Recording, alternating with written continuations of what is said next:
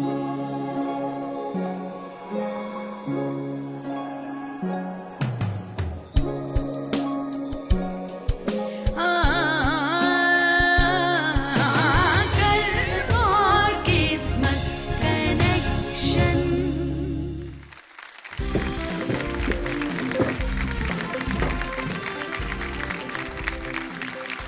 सबको मेरा हेलो और नमस्कार।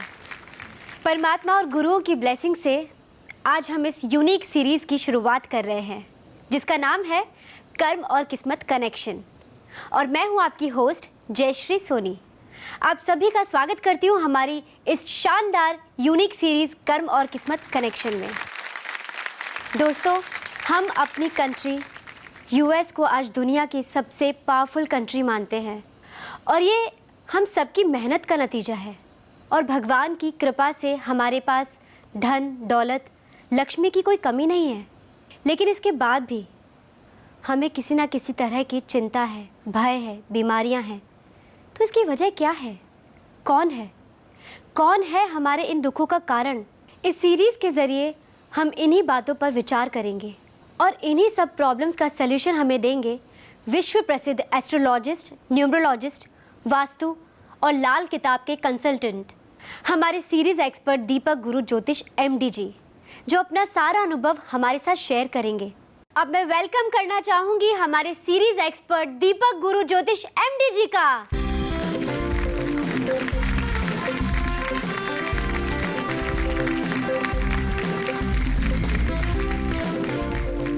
दीपक जी, आपका हमारे शो कर्म और किस्मत कनेक्शन में बहुत बहुत बहुत बहुत वेलकम।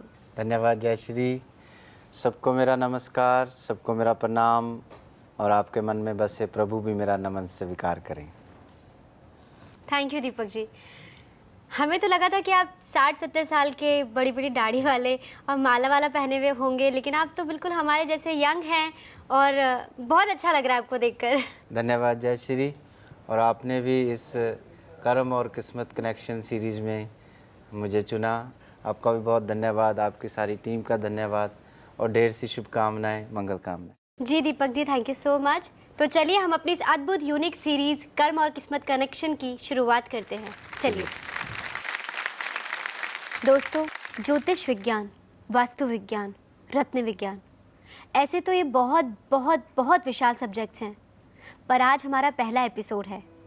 तो आज हमें दीपक जी इन सभी बातों पर छोटी छोटी थोड़ी थोड़ी जानकारियाँ देंगे। तो चलिए शो की शुरुआत करते हैं और जानते हैं दीपक जी से ज्योतिष विज्ञान क्या है, एस्ट्रोलॉजी क्या है। दीपक जी प्लीज़ हमें बताइए कि एस्ट्रोलॉजी क्या है। तो जयश्री, थोड़ी बातें, बिल्कुल आपने ठीक बोला कि थोड़ी थोड़ी बातें, सभी जो सब्जेक्ट है उसके बारे में कर ले हम। कर्म और किस्मत कनेक्शन में अब सिलसिला चलता ही रहेगा। बिल्कुल। जैसे जयश्री 4 वेद हैं, 4 जो डायरेक्शंस हैं, इसी तरह से हमारा जीवन भी 4 भागों में ही बटा हुआ है जी। पहले परमात्मा सोचता है कि कौन सी सोल को इस धरती पे लाना है, पहला जीवन वो बनता है जी। दूसरा फिर जब माँ जो है अपनी गर्भ की मिट्टी में हमें स्थान देती है 9 मंथ के लिए, वो पहला दिन जब माँ कंसीव करती है वो दूसरा जीवन बनता है जी। और तीसरा जीवन जब हमारा जन्म होता है वो तीसरा जीवन बनता है। और फिर उसके बाद फिर जो हमारा जन्म और मृत्यु तक का जो समय होता है वो चौथा जीवन बनता है। अगर आप बहुत डीप बात करें जी, तो ज्योतिष विज्ञान काल की गणना है और ज्योतिष विज्ञान आज बहुत तरक्की के ऊपर है। एक युग ऐसा भी था जिसमें और भी ज़्यादा तरक्की में था, जिसमें पुराने ज्योतिषी जो है, पुराने एस्ट्रोलॉजर ये मानते हैं कि जो जन्म है इंसान का असल में जब माँ कंसीव करती है उस समय मानते थे। उससे भी पुराने जो ज्योतिषी थे वो कहते थे नहीं, जब परमात्मा सोचता है कि सोल को लाना है उस समय मानते थे। लेकिन आज के युग में जब बच्चे का जन्म होता है, जैसे हम date of birth, time, place of birth ये बच्चे का जब लेते हैं तो उस समय जो भी ग्रह नक्षत्र, जो तारे, जो सूर्य महासूर्य आपके इर्द गिर्द घूम रहे थे, उसकी गणना को ज्योतिष कहा गया। और ज्योतिष ये संस्कृत का शब्द है और इसमें ज्योति का मतलब होता है लाइट, वो आप जानते हैं। ईश का मतलब होता है भगवान। एक प्रकाश, एक गाइडेंस जी। और एक परमात्मा का ऐसा बनाया हुआ ग्रंथ जो हमें गाइडेंस देता है कि पास्ट में हम क्या थे, ताकि वो कमियों को हम दूर कर लें और प्रेजेंट को ठीक करके हम अपने फ्यूचर की यात्रा ठीक कर लें। जी। फिर आपने थोड़ा सा और जोड़ा है, वास्तु विज्ञान भी जोड़ा है साथ में। वास्तु विज्ञान पहले कम था, आज से 50 साल पहले या 70 साल पहले आपने वास्तु विज्ञान के बारे में शायद ना सुना हो, लेकिन आज के युग में वास्तु विज्ञान जो है बहुत महत्ता रखता है। उसका कारण है, पहले वास्तु विज्ञान में सिर्फ हमारे जो मंदिर रहते थे, हमारे विश्वविद्यालय रहते थे, स्कूल रहते थे, जो उनमें वास्तु विज्ञान का बहुत ही ध्यान रखा जाता था। लेकिन आज बहुत सब कुछ कंजस्टेड हो गया है, इसलिए 5 एलिमेंट को बैलेंस करने के लिए हमारा अग्नि, जल, वायु, पृथ्वी और आकाश, ये जो एलिमेंट है, इनको बैलेंस करने के लिए हम कुछ बातों का वास्तु विज्ञान में भी ध्यान रखते हैं। फिर कुछ रत्न विज्ञान है, कुछ रेमेडीज़ हैं, वो भी हमारे जो आसपास का एक संसार होता है, एक आभामंडल होता है, एक ओरा होता है और एक इलेक्ट्रिक स्पेस होता है, उनको जो क्लीन करके रखता है या फिर कहें कि उसको साफ़ करके रखता है, उसको हम रेमेडीज़ भी कह सकते हैं, रत्न भी कह सकते हैं। और उसके बाद फिर वास्तु विज्ञान की बात ख़त्म होती है तो इस कर्मा की भी बात कंसर्न है, किस्मत की भी कंसर्न है इस प्रोग्राम के अंदर। और फिर हमारा इन सभी जो हमें मिल जाता है उससे थोड़ा थोड़ा ध्यान हटने भी लगता है, अगर हम प्रभु की तरफ बढ़े तो। नहीं तो कई बार बड़ी अटैचमेंट बन जाती है बच्चों के साथ भी, हालांकि बननी चाहिए, ये ऐसा नहीं कि नहीं बननी चाहिए, लेकिन एक सर्टन टाइम होता है कि जब आपको एक और यात्रा के ऊपर भी निकलना होता है। तो फिर उसके बाद एक आगे और सफ़र जो यात्रा चलती है उसको आध्यात्मिक या स्पिरिचुअल ज्ञान भी कहते हैं कि भाई हमने सब कुछ अब पा लिया प्रभु, अब हमें कोई इच्छा नहीं है, अब हमें आपका नाम चाहिए। वो भी सब आपको ज्योतिष से मिलता है कि कौन से देवता आपके पूजनीय हैं, कौन से आपके देवता नहीं पूजनीय हैं, और किस तरह से आपको जो है अपने जीवन को एक परमात्मा की तरफ लेकर जाना है। जी दीपक जी, आपने हमें थोड़े से ही समय में वास्तु विज्ञान, ज्योतिष विज्ञान, रत्न विज्ञान, रेमेडीज़, इन सब की आपने सारांश में एक परिभाषा हमें समझा दी। और यहाँ तक कि एक इंसान का जो सफ़र होता है आध्यात्म से जो जुड़ा, आपने उसके बारे में भी हमें बहुत अच्छे से समझाया। अभी सीरीज़ चालू हुई है हमारी कर्म और किस्मत कनेक्शन, तो डेफिनेटली हमारे दीपक गुरु ज्योतिष MD जी हमें विस्तार से इन सभी विज्ञानों के बारे में अच्छे से जानकारी देते ही रहेंगे और हम सब जुड़े रहेंगे दीपक गुरु ज्योतिष MD जी से। दोस्तों, अब मैं आपको एक बात बता दूँ कि हर हफ्ते दीपक जी सभी राशियों पर ग्रहों के पड़ने वाले प्रभावों के बारे में हमें बताएंगे। साथ ही कर्म ऑफ द वीक के ज़रिए ये भी बताएंगे कि इन प्रभावों को हम अपने कर्मों से कैसे मेंटेन और कंट्रोल कर सकते हैं। तो अब हम जानते हैं इस हफ्ते यानी 3 मई से 10 मई का राशिफल और कर्म ऑफ द वीक। शुरुआत करते हैं पहली राशि से, मेष, एरीज। दीपक जी, मेष राशि वालों के लिए कैसा रहेगा ये वीक? सूर्य मंगल मेष राशि में है और ये जो हमारा शुरू हो रहा है ये सीरीज स्वाति नक्षत्र में शुरू हुआ है और तुला राशि के अंदर चंद्रमा और फिर गुरु जो है वो उच्च राशि के अंदर है।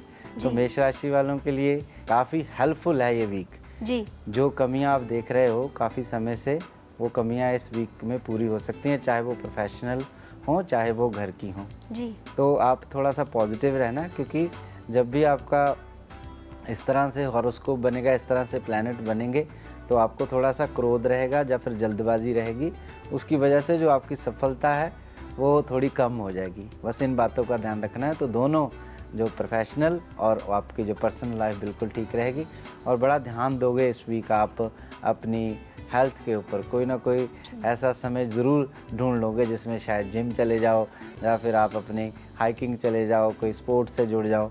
तो मेरे ख्याल से एक काफ़ी पॉजिटिव वीक है आपके लिए जी। और क्या है इनके लिए कर्म ऑफ द वीक? इनको चाहिए कि अपने जो दिन की शुरुआत करें इस वीक, वो उगते हुए सूर्य को देखें, नमन भी कर सकते हैं। ये इनके लिए कर्म ऑफ द वीक बन जाएगा जी। तो ये था मेष राशि वालों के लिए कर्म ऑफ द वीक। अगली राशि है वृषभ, टॉरस।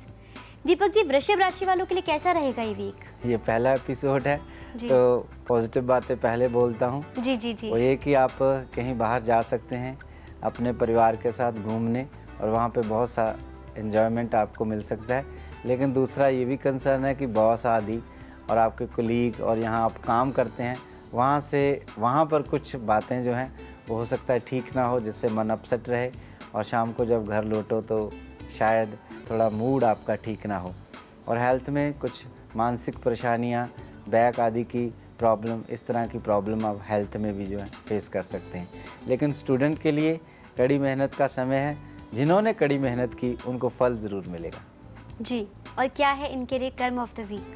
कर्म ऑफ द वीक में इनको चाहिए कि जैसे कि कुछ समय तो सुंदर बन ही रहे हैं, फैमिली इकट्ठी हो ही रही है, लेकिन फिर भी राहु का जो डाउट है उससे बचने के लिए इनको चाहिए कि ये सब मिलकर वीक में एक बार सारा परिवार खाना ज़रूर खाएं। ये कर्म ऑफ द वीक बन जाएगा। जी, तो ये था karma of the week taurus राशि वालों के लिए। अगली राशि है मिथुन, जेमिनाई।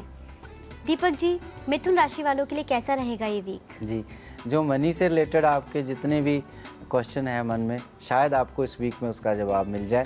और जो आपका जॉब से रिलेटेड जो क्वेश्चन है, शायद इस वीक उनके भी आपको आंसर मिल जाए। और बिज़नेस में आप थोड़ा इन्वेस्टमेंट जो करोगे उसका भी आपको लाभ शायद इस वीक ना मिले, लेकिन आने वाले समय में ज़रूर मिलेगा। और परिवार में भी आपको जो है मान सम्मान मिल रहा है और आपका जो ब्लेसिंग है वो बहुत अच्छा हो रहा है, क्योंकि माता पिता की ब्लेसिंग साथ में बनी हुई है आपकी। और हेल्थ का कंसर्न बिल्कुल नॉर्मल। जी, और क्या है इनके लिए कर्म ऑफ द वीक? इनको चाहिए कि अपने जो हर दिन की इस वीक शुरुआत करें, माता पिता को नमन करके करें। माता पिता साथ नहीं रहते हैं, कोई भी धार्मिक पुस्तक को अपने माथे पे लगाएं और 2 या 3 मिनट मेडिटेशन करें, ध्यान करें। ये इनके लिए होगा कर्म ऑफ द वीक। जी, thank you so much Deepak ji. तो ये था karma of the week Mithun, Gemini राशि वालों के लिए। अब समय है कुछ देर के लिए आपसे दूर होने का, यानी ब्रेक का। पर आप यहीं रहिए, क्योंकि हम थोड़ी देर में वापस आ रहे हैं। हम यूं गए और यूं आए।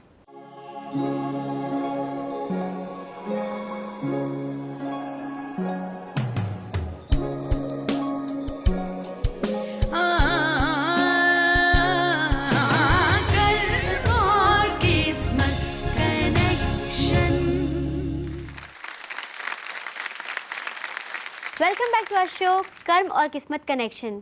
दीपक जी, ज्योतिष विज्ञान के बारे में, एस्ट्रोलॉजी के बारे में अभी तक आपने जितना बताया वो जानकर हमारी एक्चुअली जिज्ञासा और ज़्यादा बढ़ गई है ज्योतिष विज्ञान को जानने की। तो प्लीज़ आप थोड़ा विस्तार से, थोड़ा और अच्छे से हमें समझाइए, हमें बताइए प्लीज़। ज़रूर जयश्री। और आज पहला एपिसोड है तो कुछ इसकी महत्वपूर्ण जानकारियाँ जो मैं रखता हूँ वो मैं आपसे शेयर करता हूँ, सबसे शेयर करता हूँ। ये पुराना सब्जेक्ट है और कहते हैं कि सबसे बड़ा जो ज्योतिषी इस सारे जगत में हुआ वो रावण ही हुआ। जी।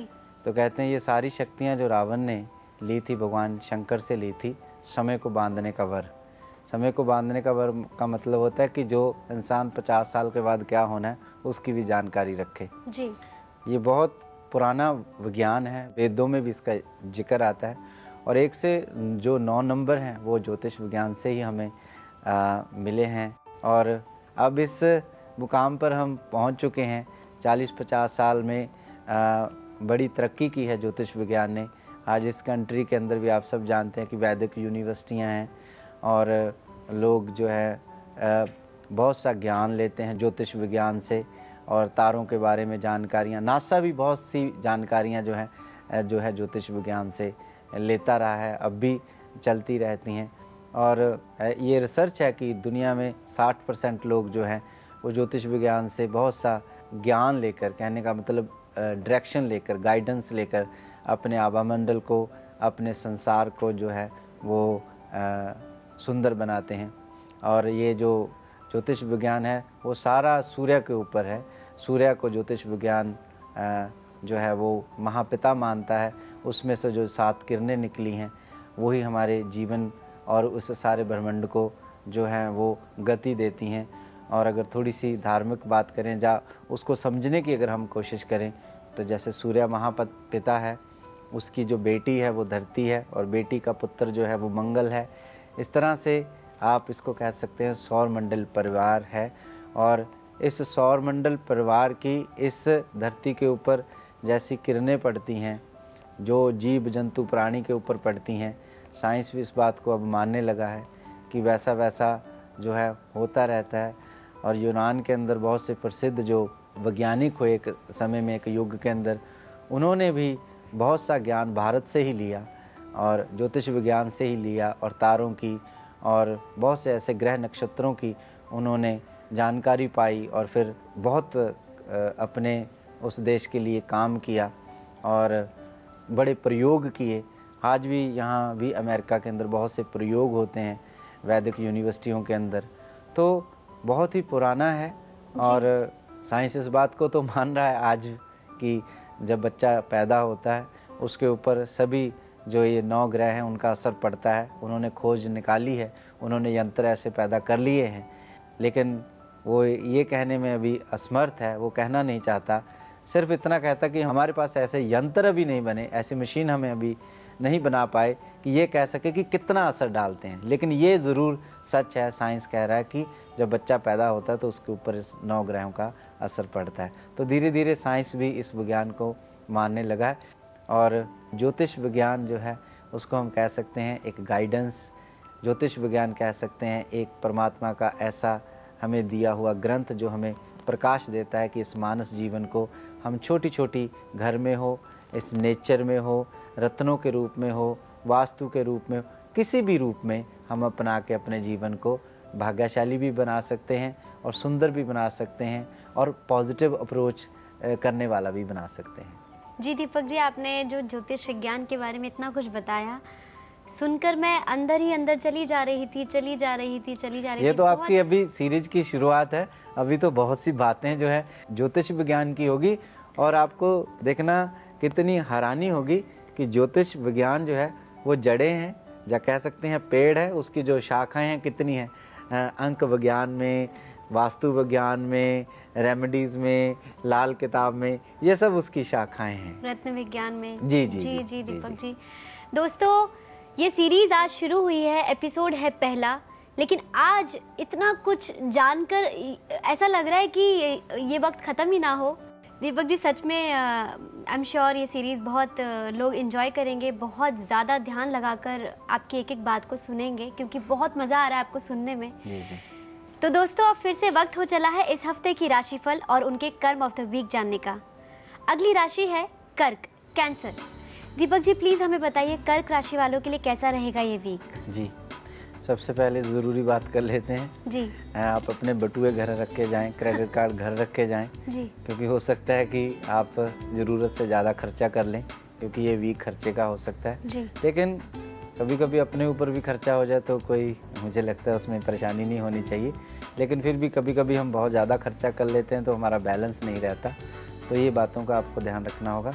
प्रोफेशनल लाइफ में बहुत अच्छे हैं आप, कोई कमी मुझे दिख नहीं रही, आपके प्लैनेट बिल्कुल अच्छे हैं, गुरु उच्च राशि और साथ में जो चंद्रमा है वो भी जो आपकी राशि के स्वामी ठीक ढंग के ऊपर हैं, और साथ में जो आपके प्रेम संबंध हैं, पति पत्नी के संबंध हैं, समाज के अंदर और आपके परिवार के अंदर जो सुंदरता बनी हुई है उसको बस मेंटेन करें आप। जी, और क्या है कर्क राशि वालों के लिए कर्म of the week?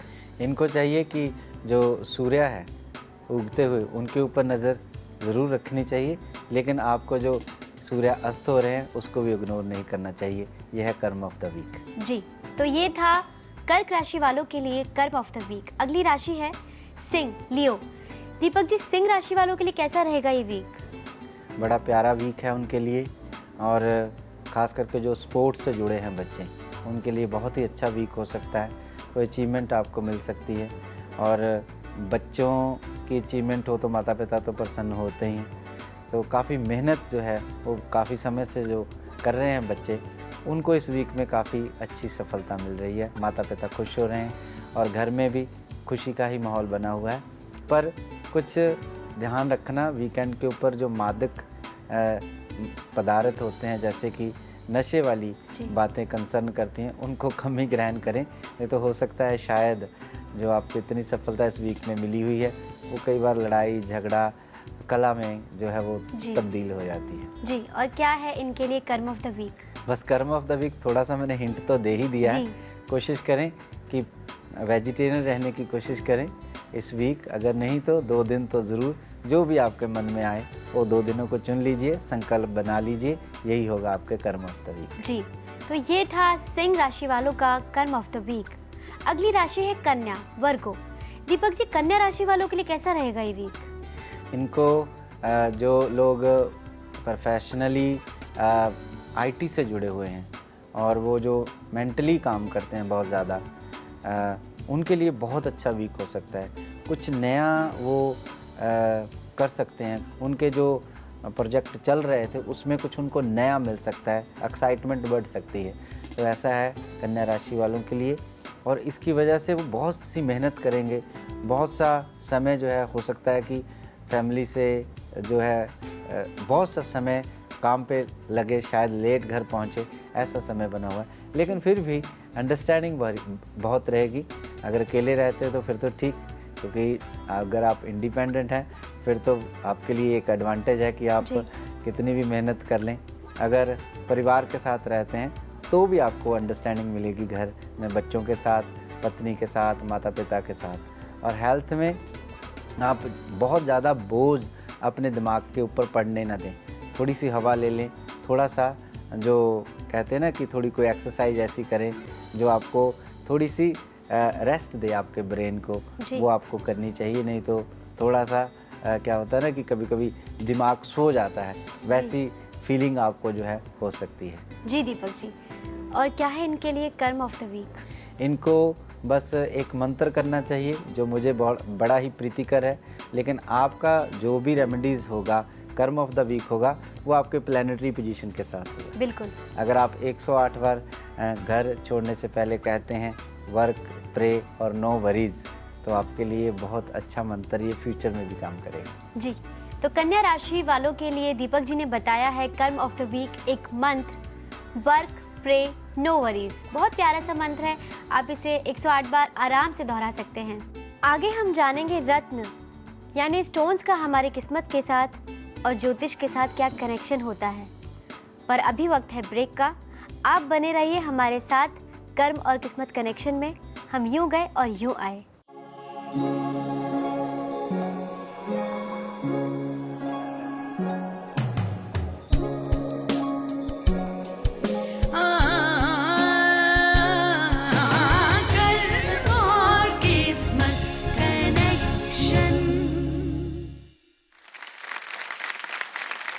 Welcome back to our show कर्म और किस्मत कनेक्शन।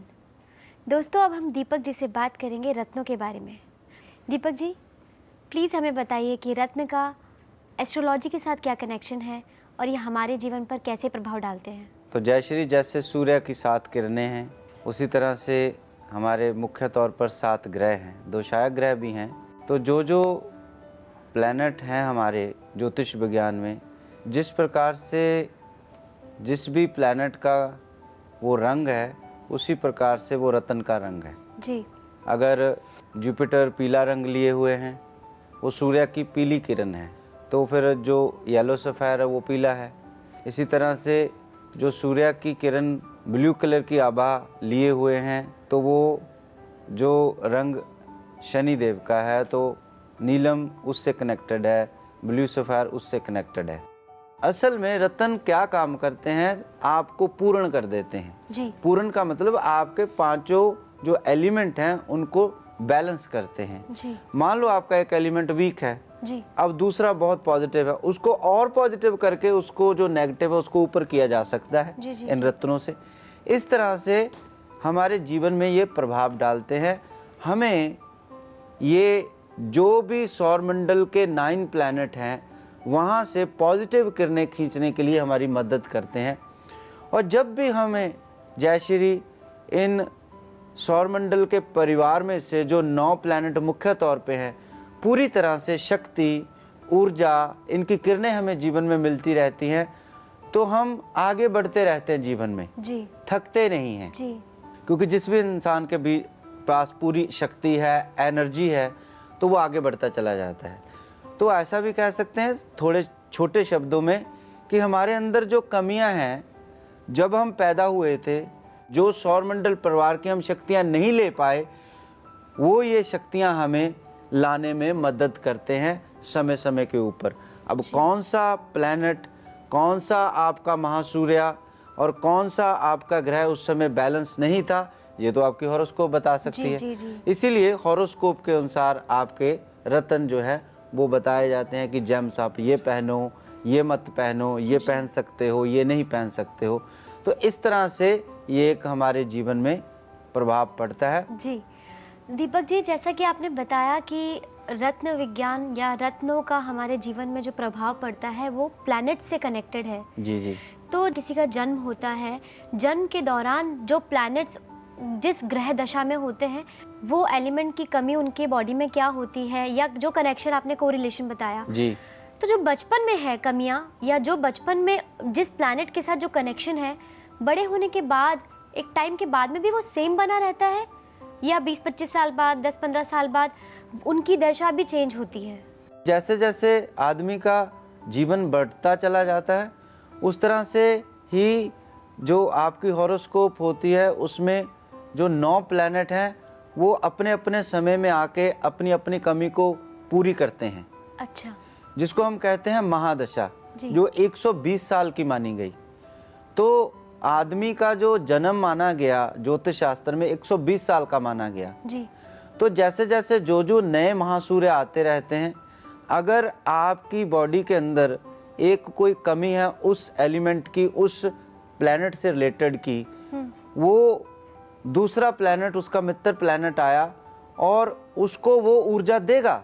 अच्छा। तो समय समय के साथ वो आपकी ऊर्जा पूरी भी हो सकती है, समय समय के साथ वो पूरी ऊर्जा आपकी नेगेटिव भी हो सकती है, कम भी हो सकती है। जी। जैसे जैसे आदमी की आयु बढ़ती रहती है उसी तरह से ये महासूर्य भी चेंज होते रहते हैं। और पॉजिटिव महासूर्य आए तो आपकी नेगेटिविटी जो भी बचपन से चल रही उसको पूरा भी कर सकता है।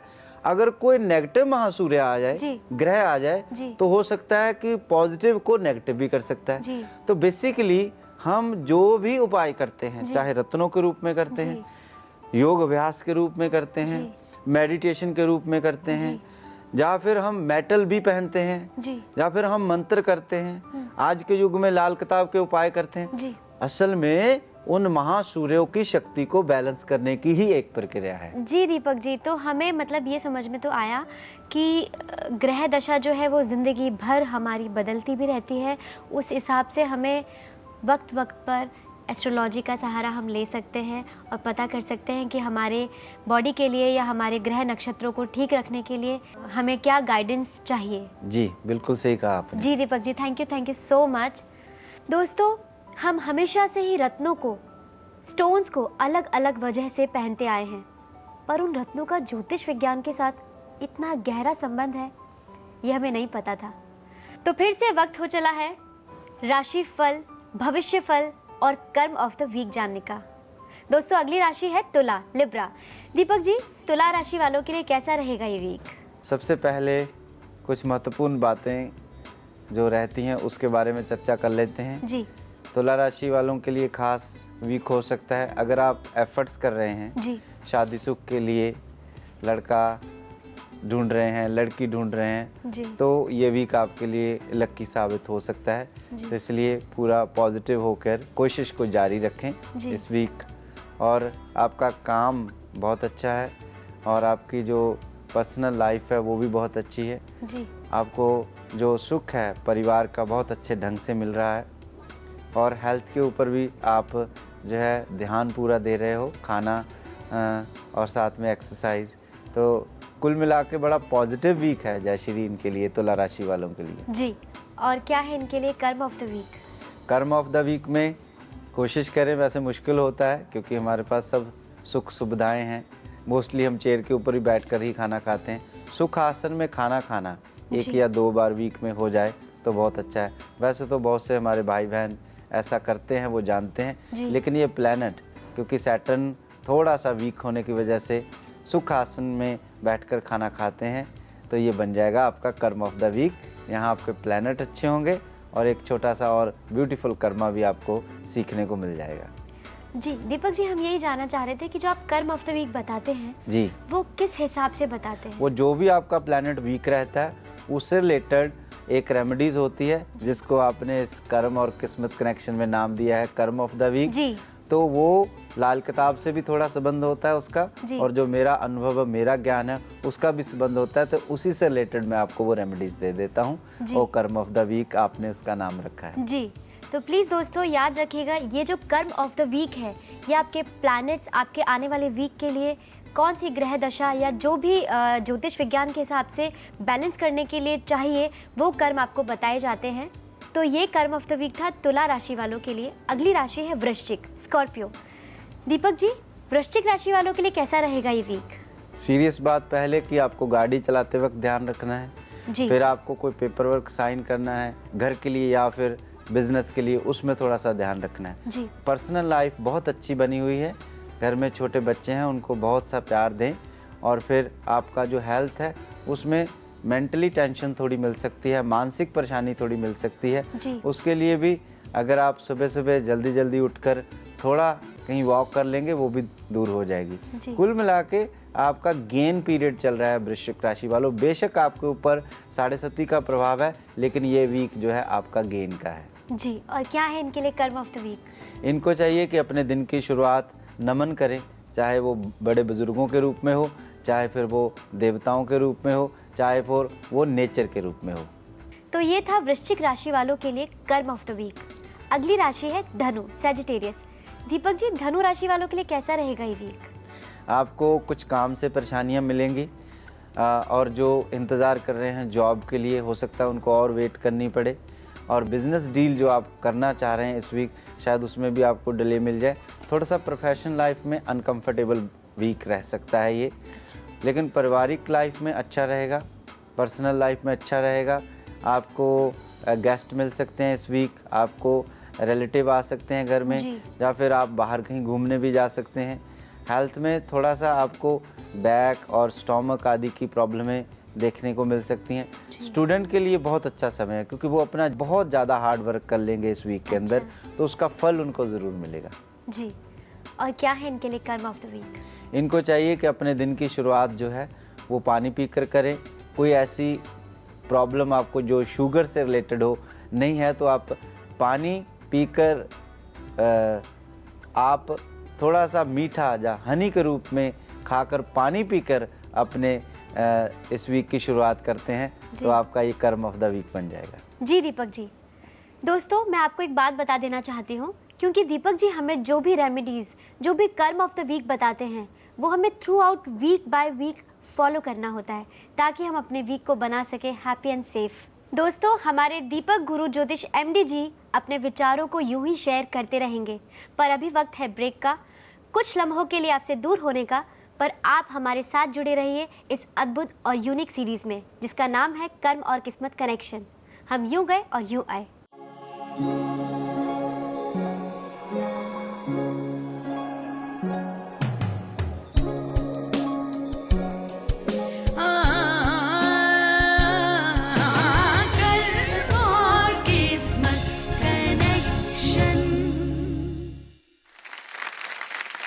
Welcome back to our show कर्म और किस्मत कनेक्शन। दीपक जी अब हमें बताएंगे कि एस्ट्रोलॉजी में लाल किताब का क्या है रोल। तो प्लीज़ दीपक जी आप हमें बताइए कि ये लाल किताब क्या है। वैसे तो लाल किताब सुनने में एक अजीब सा शब्द लगता है, लेकिन लाल किताब जो बुक है वो वंडर बुक ऑफ एस्ट्रोलॉजी भी उसको कहते हैं जी। उसका कारण ये है कि उसके अंदर जो हमारे 5 एलिमेंट्स हैं बॉडी के जी, उसको कैसे हम बैलेंस कर सकते हैं, या घर में या फिर नेचर में जाकर, जी, ये सारी बातें उसके अंदर बताई गई हैं। जी, तो ज्ञान ये है कि लाल किताब का ऋषि, जैसे मैंने थोड़ा सा पहले भी बोला है, कि आपको नेचर से जोड़ता है। अच्छा, मान लो आपका कोई अर्थ एलिमेंट वीक चल रहा है जी, तो आपको धरती से जोड़ेगा, आपको बोलेगा कि आप जाओ पहाड़ के ऊपर जहाँ ग्रेविटेशन कम हो, हाइकिंग करो, इस प्रकार से वो आपको कंसर्न कर देगा। अच्छा, आपको पता भी नहीं चलेगा कि कब वो एलिमेंट आपका जो है वो बैलेंस हुआ। अच्छा, आपको बोलेगा कि अगर आपका फायर एलिमेंट है बहुत ज़्यादा ओवरफ्लो हुआ, वीक हुआ, तो आपको वेजिटेरियन बनने के लिए बोलेगा कि अच्छा, तुम ऐसा भोजन खाओ जो आपके पाचन तंत्र को ज़्यादा तकलीफ ना हो उसको पचाने में। जी, जी, और इसी तरह से अगर आपका वाटर साइन वीक हो रहा है तो आपको नदी के पास भेजेगा, आपको तालाब के पास भेजेगा, आपको पानी से रिलेटेड कुछ रेमेडीज़ जो है वो बोलेगा। तो इस तरह से जो लाल किताब का ऋषि है, आज के युग में हमारे पास समय नहीं है जी बहुत ज़्यादा पाठ पूजा करने का, हमारे पास समय नहीं है बहुत ज़्यादा मंत्र उच्चारण करने का। जी तो जैसे जैसे मैं समझता हूँ जयश्री, जैसे जैसे ये समय बदलता है, लोग बदलते हैं, दुनिया बदलती है, जी धार्मिक ग्रंथ वही होते हैं लेकिन उनका रूप बदलता रहता है। जी तो इस तरह से आज के युग में मैं समझता हूँ कि जो लाल किताब है, रेमेडीज़ जो है वो सिंपल है, साधारण है। आपको आपके परिवार में गृहस्थ आश्रम को कैसे ब्यूटीफुल बनाना है उसके बारे में छोटी छोटी जानकारियाँ हैं जो शायद हम इस साइंस के युग में भूलते जा रहे हैं। जी, ये सुनने में लाल किताब मुझे बहुत ऐसे समझ में नहीं आया था जी। कि लाल किताब क्या हो सकती है, पर जब आपने समझाया तो लगता है कि बहुत सिंपल तरीके से उसमें पूरी एस्ट्रोलॉजी को बताया गया है। जी जी जी। Thank you so much Deepak जी, हमें लाल किताब के बारे में इतना कुछ बताने के लिए। दोस्तों, लाल किताब क्या है ये हमें जस्ट अभी अभी दीपक जी ने बताया, क्योंकि ये हमारी एस्ट्रोलॉजी के लिए, हमारी रेमेडीज़ को समझने के लिए बहुत ज़रूरी है। दीपक जी ने जैसा कि बताया कि जितनी भी हमारी प्रॉब्लम्स का समाधान वो हमें बताएंगे या कर्म ऑफ द वीक में जो रेमेडीज़ हमें बताएंगे वो लाल किताब से ही होंगी। तो लाल किताब का समझना भी हमारे लिए बहुत ज़रूरी है। फिर से वक्त हो चला है भविष्यफल और कर्म ऑफ द वीक जानने का। अगली राशि है मकर, Capricorn.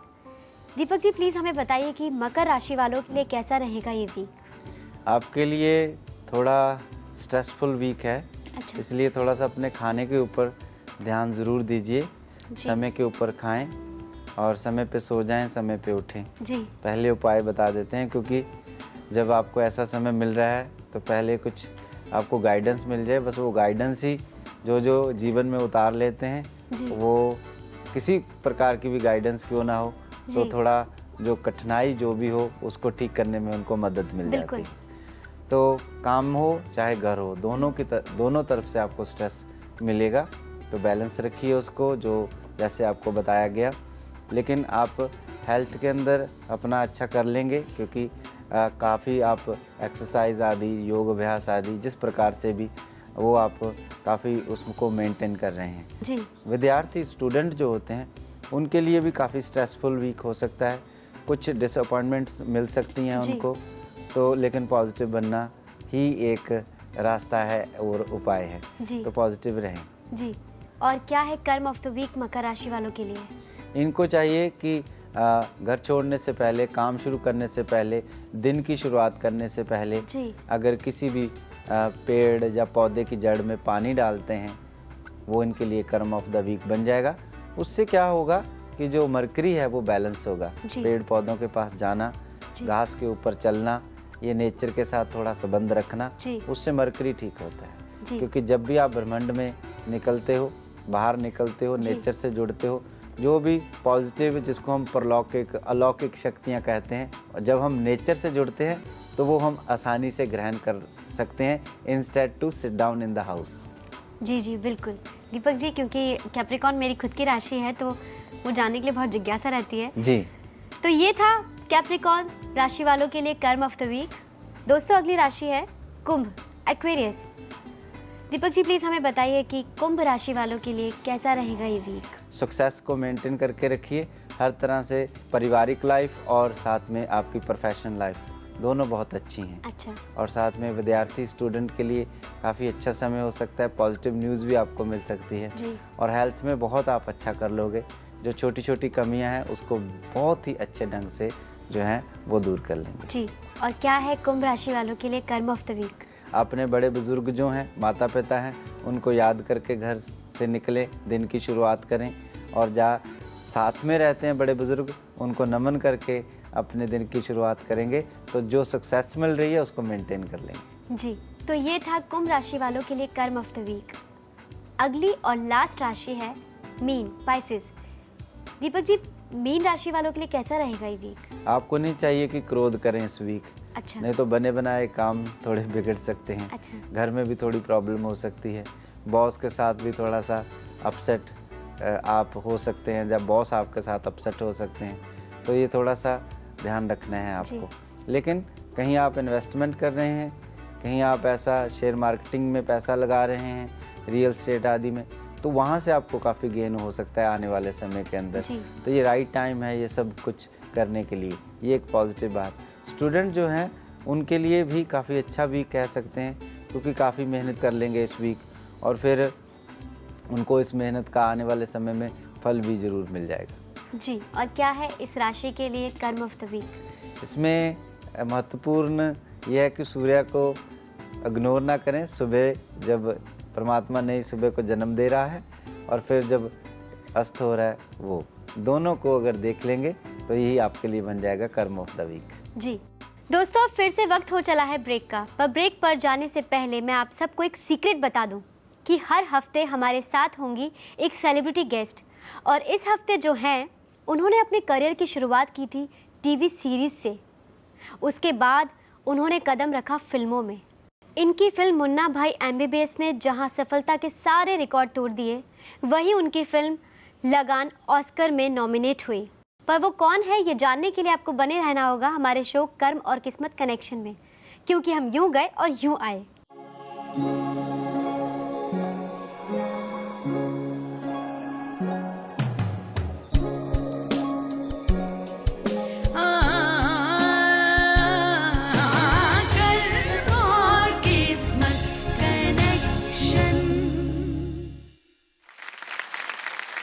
Welcome back to our show कर्म और किस्मत कनेक्शन। अब मैं उस सीक्रेट को खोलने जा रही हूँ जिसका मैंने थोड़ी देर पहले जिक्र किया था। जी हाँ, हमारे आज के celebrity guest, the most beautiful, very talented, very charming actress Gracy Singh ji. Gracy ji, आपका हमारे शो कर्म और किस्मत कनेक्शन में बहुत बहुत वेलकम। क्योंकि आज पहला एपिसोड है और पहले एपिसोड में आज आप हमारे गेस्ट हैं, तो हमें बहुत अच्छा लग रहा है कि आप हमारे शो में यहाँ आए हैं। शुक्रिया, मुझे भी बहुत अच्छा लग रहा है। आप सबको बधाई और मेरी तरफ से बहुत शुभकामनाएं कि ये आपका पहला एपिसोड शुरू हुआ। Thank you so much. आपने इतना कीमती वक्त हमें दिया है। क्या जानना चाहती हैं आप दीपक जी से? जी, बहुत कुछ जानना चाहती हूँ। तो मैं इनसे ये पूछना चाहती हूँ कि जैसे हमारी संस्कृति में भारत की दान और पुण्य को बहुत ही इम्पोर्टेंस दी जाती है, तो इन सब चीज़ों का क्या महत्व है? पुण्य और दान कर्म जो है, सबसे पहले तो ये है कि वो आपके मन को शांति देते हैं।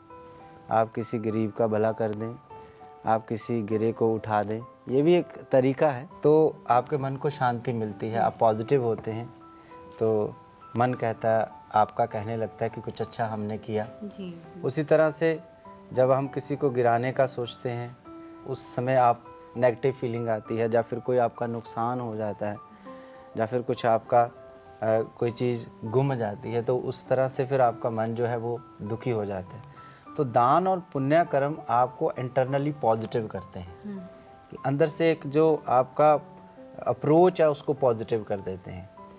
और दूसरा, जो भी आप देते हैं उसका आपको वापस ज़रूर मिलता है, ये नेचर का नियम है। एक छोटी सी कहानी से मैं आपको थोड़ा सा इसको एक्सप्लेन कर देता हूँ।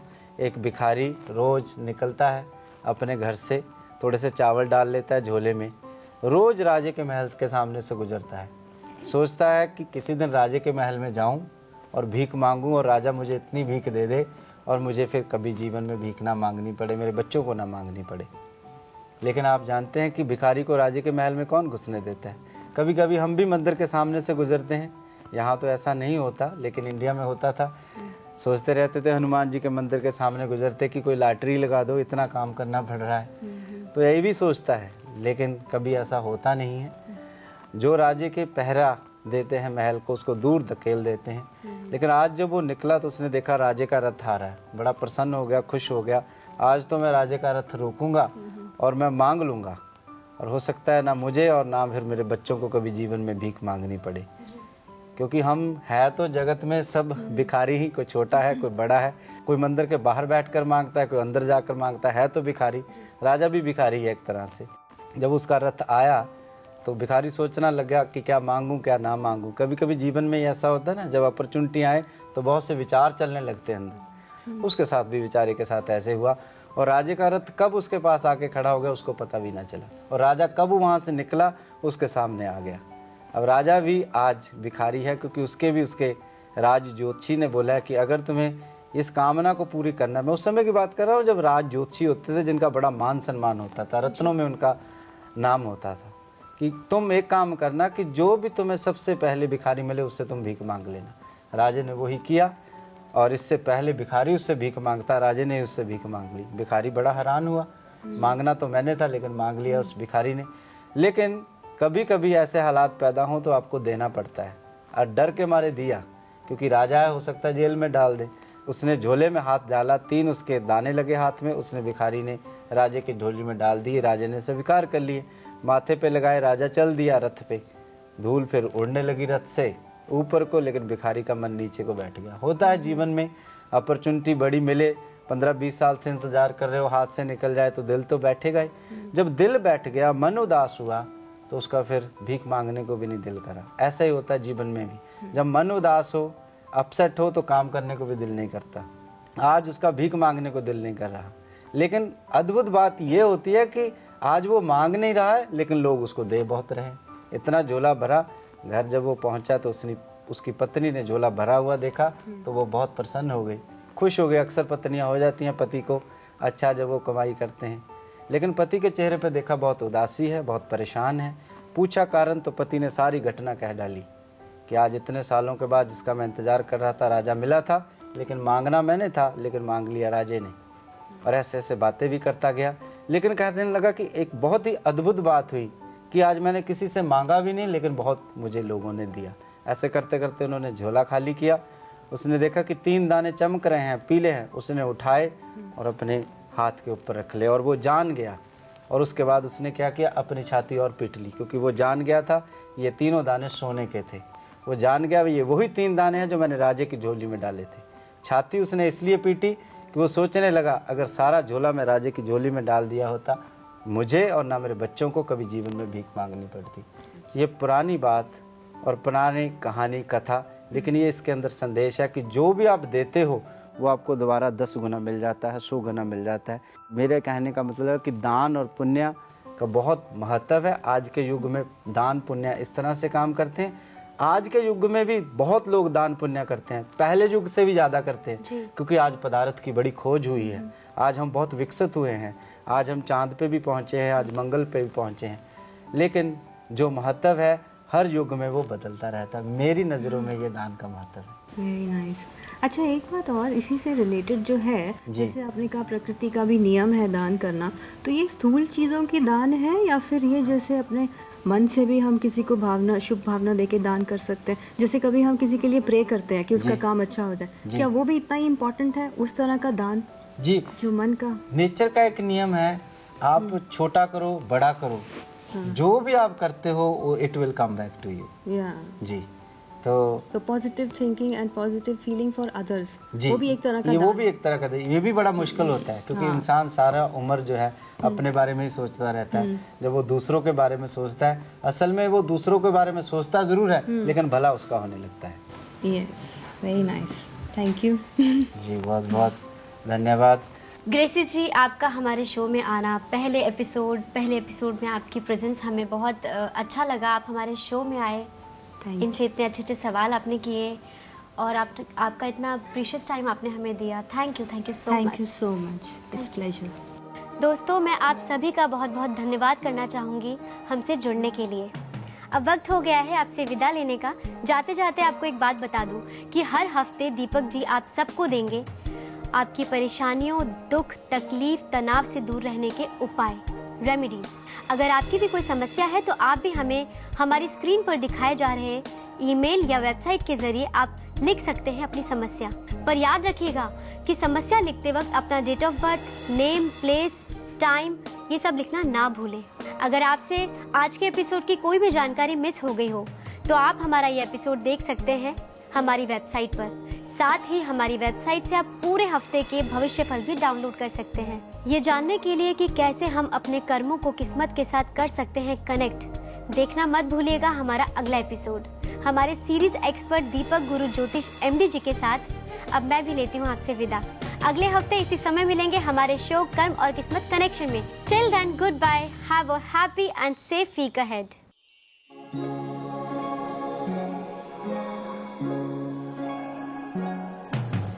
कुछ बनते हैं राजा और कोई फकीर, भाग्य से बनती अपनी तकदीर। सदा भाग्य पे ना चलते सत्कर्मों के तीर, अपने जतन ही बदले